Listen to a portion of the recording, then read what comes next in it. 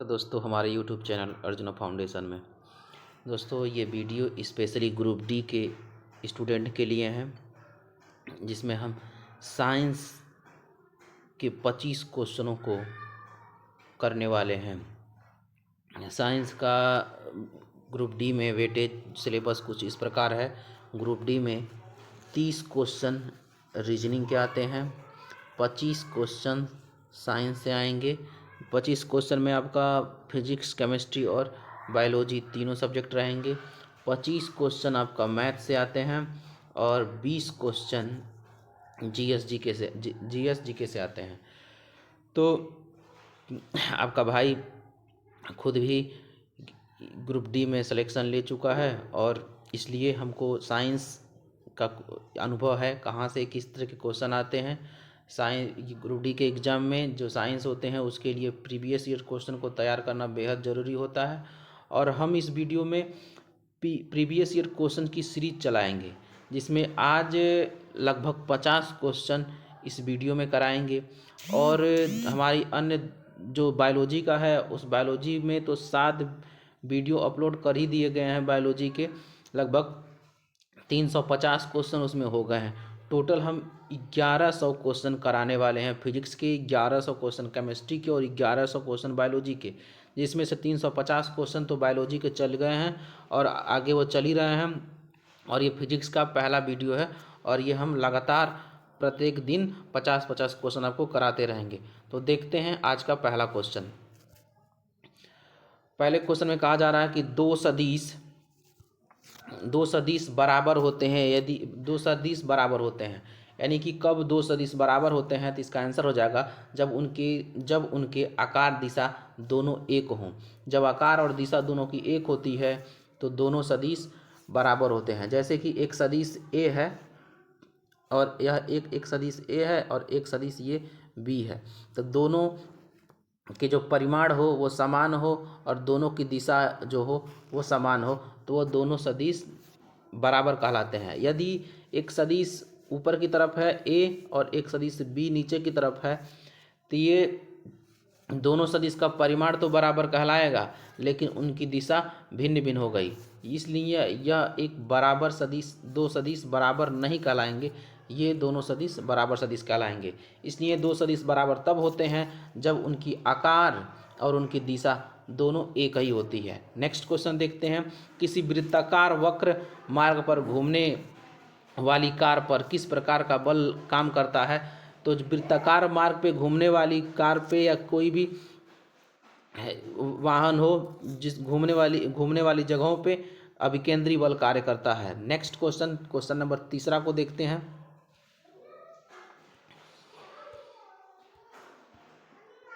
Question number तीसरा में कहा जा रहा है कपड़े धोने की मशीन किस सिद्धांत पर कार्य करती है? तो कपड़े धोने की जो मशीन होती है वो अपकेंद्रण के सिद्धांत पर कार्य करती है। क्वेश्चन नंबर चौथा है किसी वस्तु का अधिकतम भार किस स्थिति में होगा?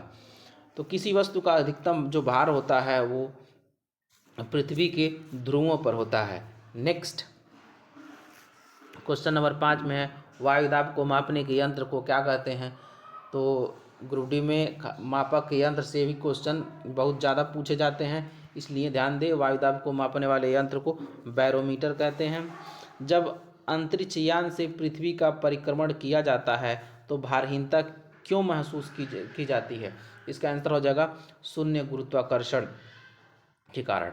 नेक्स्ट, कमानी तुला किस सिद्धांत पर कार्य करती है? तो कमानी तुला हुक के सिद्धांत पर कार्य करती है। ये सभी क्वेश्चन प्रीवियस ईयर क्वेश्चन है, जिसको हम कम से कम टाइम में ये अधिक से अधिक क्वेश्चन करा सके, इसलिए हमने स्टैटिक क्वेश्चन के रूप में इसको बना लिया है। पृथ्वी का अपना वायुमंडल क्यों है? पृथ्वी का अपना वायुमंडल किसके कारण होता है? तो गुरुत्वाकर्षण बल के कारण है। नेक्स्ट क्वेश्चन है ब्रेक लगने पर वाहन को रोकने वाले बल को क्या कहते हैं? घर्षण बल कहते हैं। जब आप इसकी तैयारी कर लिए रहेंगे साइंस के, तो यह आपके रिवीजन में बहुत काम आएगा कि इन 50 क्वेश्चनों में आपको कितने क्वेश्चन आ रहे हैं और कितने क्वेश्चन ऐसे हैं जो आप नहीं जान रहे हैं, तो उसको आप अपने कॉपी पे नोट कर सकते हैं। नेक्स्ट क्वेश्चन नंबर 10 देखेंगे आप। समुद्र का जल वर्षा के जल की अपेक्षा अधिक लवणता वाला होता है, क्योंकि तो रीजन इसका है नदियाँ पृथ्वी से लवण बहाकर ले जाती हैं और समुद्र में डाल देती है, जिसके नाते समुद्र का जल खारा होता है। नेक्स्ट, किसी पदार्थ में ताप परिवर्तन के दौरान संभारित ऊष्मा ऊर्जा किस रूप में रहती है? तो नेक्स्ट बोलते हैं गतिज ऊर्जा के रूप में रहती है। अगला क्वेश्चन है फोटान किसकी मूलभूत यूनिट है, यानी कि जो फोटान होती है वो किसकी मूलभूत इकाई होती है? तो इसका आंसर हो जाएगा प्रकाश की। कहा जाता है कि जो फोटान होते हैं वो ऊर्जा के छोटे छोटे बंडलों या पैकेटों के रूप में रहते हैं, जिसमें एच भी चाहे एच न्यू ऊर्जा भरी रहती है, जहाँ एच प्लांक नियतांक है, न्यू जीरो आवृत्ति है। नेक्स्ट, परमाणु बम के विस्फोट में भारी मात्रा में ऊर्जा किसके कारण निकलती है? तो न्यूट्रॉन का प्रोटॉन में परिवर्तन के कारण निकलती है। अगला क्वेश्चन नंबर 14 है किस का अधिकतम द्रव्यमान होता है? तो न्यूट्रॉन का। नेक्स्ट, वृत्ताकार पथ के चारों ओर पिंड की गति किसका उदाहरण है? समान वेग परिवर्तित त्वरण का उदाहरण है। नेक्स्ट क्वेश्चन नंबर अब देखेंगे 16, रॉकेट किस सिद्धांत पर कार्य करता है? तो न्यूटन के तीसरे नियम पर कार्य करता है। क्वेश्चन नंबर 17 हो जाएगा बादल किस कारण वायुमंडल में तैरते हैं? तो निम्न घनत्व के कारण तैरते हैं। गतिपालक चक्र भाप इंजन का महत्वपूर्ण हिस्सा क्यों होता है? तो इसका आंसर हो जाएगा गति को समान रखने में इंजन की सहायता करता है। ताजे पानी का हिमांक बिंदु क्या होता है, यानी कि जो फ्रेश वाटर होता है उसका फ्रीजिंग पॉइंट क्या है? तो इसका आंसर हो जाएगा 0 डिग्री सेल्सियस। और जो बर्फ़ होता है उसको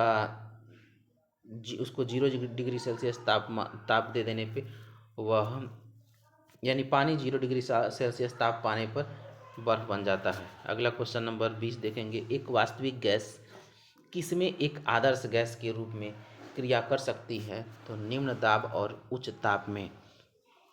सड़क पर चलते समय किसी बैलगाड़ी के पहिए की गति किसका उदाहरण है? तो स्थानांतरित और घूर्णन गति का उदाहरण है। क्वेश्चन नंबर 22 है धातु की शुद्धता का निर्धारण किसकी सहायता से किया जा सकता है? तो आर्किमिडीज के सिद्धांत की सहायता से किया जा सकता है। दो पदार्थ कुछ दूरी पर रखे जाने पर एक दूसरे के प्रति गुरुत्वाकर्षण बल महसूस करते हैं। यदि उनके बीच दूरी को पहली दूरी से दुगुना कर दिया जाए तो बल क्या हो जाएगा?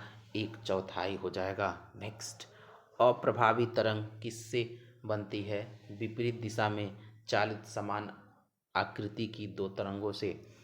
क्वेश्चन नंबर 25, किसी कण को साम्यावस्था में रखने के लिए बलों की न्यूनतम संख्या क्या होगी? आंसर हो जाएगा इसका 2 होगी। SHM दर्शाने वाली प्रणाली में यह आवश्यक होना चाहिए प्रत्यास्था एवं जड़त्व दोनों ही। क्वेश्चन नंबर 27, किसी दरवाजे को आसानी से खोलने के लिए उसका हैंडल कहाँ लगाया जाना चाहिए? तो इसका आंसर हो जाएगा दरवाजे को आसानी से खोलने के लिए, इसको सही कर लेंगे हम, खोलने के लिए हत्था कब्जे से अधिक दूरी पर होना चाहिए। नेक्स्ट क्वेश्चन नंबर 28 है एक पहाड़ी पर चढ़ते हुए वाहन का ड्राइवर गियर का अनुपात रखता है 1 के बराबर या उससे अधिक। इसका आंसर हो जाएगा। क्वेश्चन नंबर 29, प्रतिरोध R एक तार N बराबर भागों में काटा गया, फिर इन भागों को समांतर जोड़ा गया संयोजन का तुल्य प्रतिरोध क्या होगा? तो इसका आंसर हो जाएगा R/N2। एक वस्तु इतनी दूरी तय करती है जो सीधे समय के वर्ग के समानुपाती हो, उसका त्वरण क्या होगा? अपरिवर्तित रहेगा। क्वेश्चन नंबर 31, सितारों की दूरी किससे मापी जाती है? आंसर प्रकाश वर्ष से। 1 माइक्रोन बराबर होता है, तो 1 माइक्रोन बराबर हम देखते हैं 1 माइक्रोन बराबर 10⁻⁻6 मीटर होता है। तो 1 माइक्रोन के बराबर 10⁻⁻6 मीटर होता है। तो हम देखते हैं इसमें हमसे मीटर में ही नहीं, कभी काल सेंटीमीटर में पूछ लेगा या फिर कभी मिलीमीटर में पूछ लेगा, जैसा कि क्वेश्चन नंबर 32 में पूछा गया है।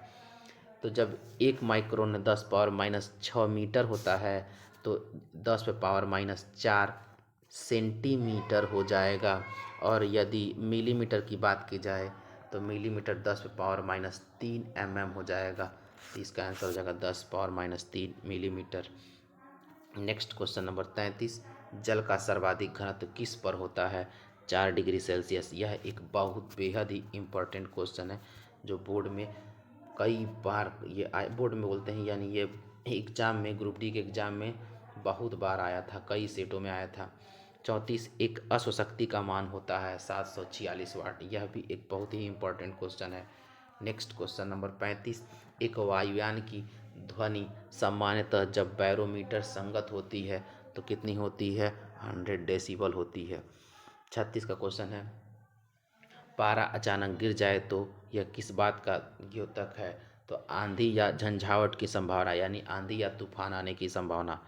नेक्स्ट क्वेश्चन नंबर 37, एक दौरान एक सरल लोलक के सूत्र द्वारा किया गया कार्य किसके तुल्य होता है? तो आंसर हो जाएगा 0।